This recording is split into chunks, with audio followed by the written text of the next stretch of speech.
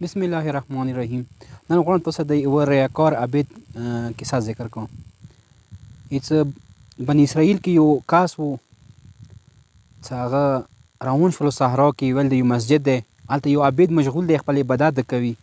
چې کله دا نږدې شولو ویرغللو، ویل دلو هغه ښه عبادت کې یو لمونځو کې لګیا دی. دا نږدې شو ته یې څه ډېر ښکلی عبادت کوي، ډېر ښکلي لمونځونه کوي. ما ته هم خوند راکړو چې زه هم تاسو سره عبادت وکړم. هغه ته څه ورته وایي چې لمونځونه ته کوم، همداسې روژې دا ساتم ځان سره، زه دا روژې ته هم کوم. چې دا کاس ورته وایي چې زه ښه روان یم لکه یو ځي پورې، لږ کار مې دی، دی ما کوم وښایي ته لږ پام وکړه. هغه څه ورته وایي بلکل بېغمه اوسه، تا ته لاړ شه.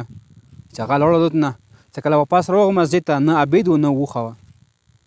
پس د څه نه وکړه هغه څه شي باندې د هغې عبادت باندې باور وکړلو، هر څه لاړه تباه شول، کوم رزق و هر څه ختم شول.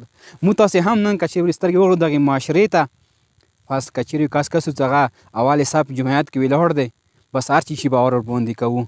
اما یو کس که چېرې محتاج دی، بیا هغه سره نه رشته کوو، نه هغه سره تعلقات ساتو. ویلې کیدای شي هغه باطن کې ښه وي، خو اما ظاهر کې کله موږ تاسې دا کس چې هغه د هم سودونه خوري، هر څه د کوي، خو چونکې اول صف کې ولاړ دی، بس هغه عبادت باندې چې کوو تاسې باور کوو.